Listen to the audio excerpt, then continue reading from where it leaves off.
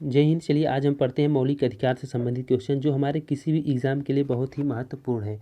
तो आज हम भारतीय संविधान के सिर्फ मौलिक अधिकार से संबंधित आज हम क्वेश्चन करेंगे। जितना हमारा क्वेश्चन होगा वो सिर्फ मौलिक अधिकार से संबंधित होगा। तो चलिए बढ़ते हैं अपने हम पहले क्वेश्चन की तरफ। हमारा जो पहला क्वेश्चन यह है कि मौलिक अधिकार संविधान के किस भाग में वर्णित है।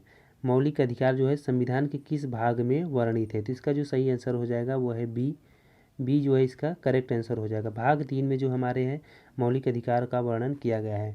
फिर इसके बाद हमारा जो नेक्स्ट क्वेश्चन है वो है कि भारत के संविधान का भाग 3 संबंध है। भारत के संविधान का भाग 3 किससे संबंध है, वो है मूल अधिकारों से संबंध है। तो इसका जो है सी जो है इसका करेक्ट आंसर हो जाएगा। फिर बढ़ते हैं अपने अगले क्वेश्चन की तरफ। हमारा जो अगला क्वेश्चन यह है कि मूल अधिकार को सर्वप्रथम किस देश में संवैधानिक मान्यता प्रदान की गई। मूल अधिकारों को जो है सर्वप्रथम किस देश में संवैधानिक मान्यता प्रदान की गई है। तो इसका जो सही आंसर हो जाएगा वो है बी जो है इसका सही आंसर हो जाएगा। फ्रांस में जो है संवैधानिक मान्यता पहले प्रदान की गई थी। तो इसके बाद जो अगला क्वेश्चन हमारा आ जाता है वह है कि डॉक्टर भीमराव अंबेडकर ने भारतीय संविधान के किस भाग को सर्वाधिक लोकाहित भाग कहा है। तो इसका जो सही आंसर हो जाएगा सी जो है इसका करेक्ट आंसर हो जाएगा। भाग 3 को जो है डॉक्टर भीमराव अंबेडकर ने लोकाहित भाग कहा है। तो बढ़ते अपने अगले क्वेश्चन की तरफ। हमारा जो अगला क्वेश्चन यह है कि संविधान के भाग 3 में कुल कितने अनुच्छेद में मूल अधिकारों का वर्णन किया गया है। तो इसका जो सही आंसर हो जाएगा वो है डी जो है इसका करेक्ट आंसर हो जाएगा। 24 जो है मूल अधिकारों का बात कहा गया है हमारे भारतीय संविधान के भाग 3 में। फिर बढ़ते अपने अगले क्वेश्चन की तरफ। हमारा जो अगला क्वेश्चन यह है कि प्रारंभ में कितने मौलिक अधिकार दिए गए थे। जब हमारा भारतीय संविधान में भाग 3 में मौलिक अधिकार में प्रारंभ में कितने मौलिक अधिकार दिए गए थे नागरिकों को। तो इसका जो सही आंसर हो जाएगा बी।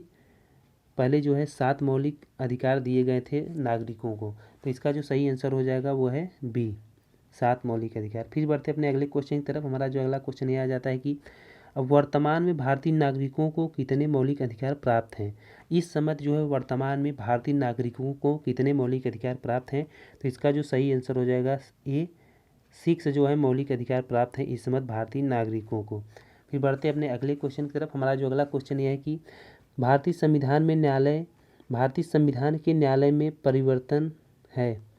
भारतीय संविधान के न्यायालय में कौन परिवर्तन है। तो इसका जो सही आंसर हो जाएगा वो है मूल अधिकार। डी इसका जो है सही आंसर हो जाएगा।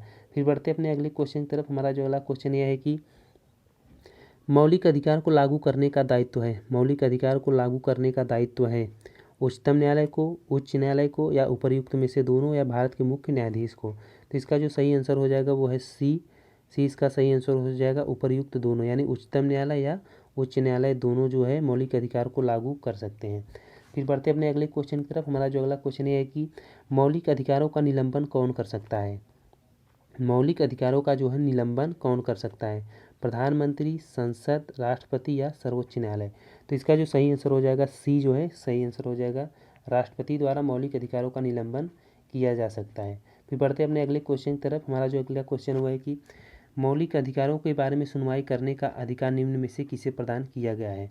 मौलिक अधिकारों के बारे में सुनवाई करने का अधिकार निम्न में से किसे प्रदान किया गया है। तो इसका जो सही आंसर हो जाएगा वो है ए, सर्वोच्च न्यायालय द्वारा जो है मौलिक अधिकारों के बारे में सुनवाई किया जा सकता है। फिर बढ़ते अपने अगले क्वेश्चन की तरफ। हमारा जो अगला क्वेश्चन है कि संविधान के मौलिक अधिकारों में संशोधन किया जा सकता है केवल राष्ट्रपति द्वारा, सर्वोच्च न्यायालय द्वारा, उपर्युक्त में से कोई नहीं, या संसद द्वारा।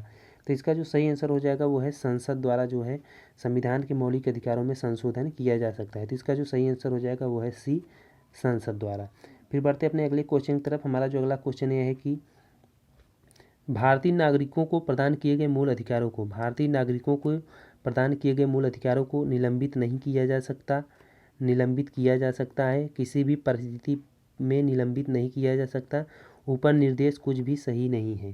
तो इसका जो सही आंसर हो जाएगा वह है भारतीय नागरिकों को प्रदान किए गए मूल अधिकारों को निलंबित किया जा सकता है। तो बी इसका जो है करेक्ट आंसर हो जाएगा कि भारतीय संविधान में भारतीय नागरिकों को जो है मूल अधिकारों को निलंबित किया जा सकता है आपातकाल के समय।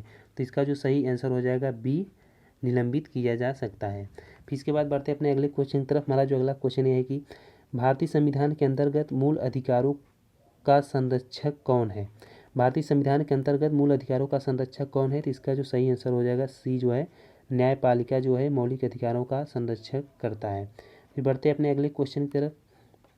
अगला क्वेश्चन जो है हमारा कि मौलिक अधिकारों के निलंबन का आदेश कौन दे सकता है? मौलिक अधिकारों के निलंबन का आदेश कौन दे सकता है? संसद दे सकता है, प्रधानमंत्री दे सकता है, सर्वोच्च न्यायालय या राष्ट्रपति द्वारा? तो इसका जो सही आंसर हो जाएगा वो है डी, राष्ट्रपति द्वारा जो है मौलिक अधिकारों का निलंबन का आदेश दे सकता है।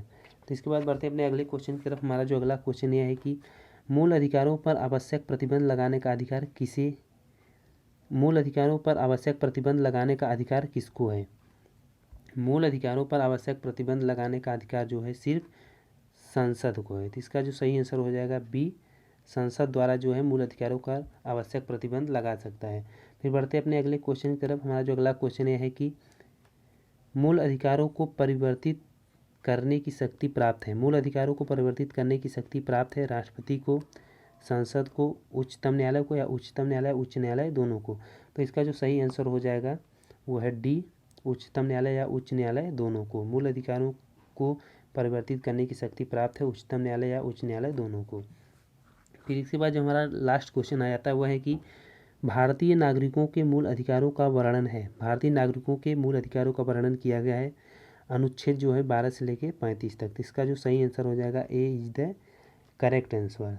इसका जो लास्ट क्वेश्चन जो है इसका जो आंसर हो जाएगा ए, अनुच्छेद 12 से लेकर 35 तक। भारतीय नागरिकों के मौलिक अधिकारों का वर्णन जो किया गया है अनुच्छेद 12 से लेकर 35 तक। तो आज का जो हमारा क्वेश्चन था मूल अधिकार से संबंधित वो समाप्त हुआ। फिर इसके बाद हम अपने नेक्स्ट क्वेश्चन के साथ मिलेंगे। तब तक के लिए जय हिंद, जय भारत।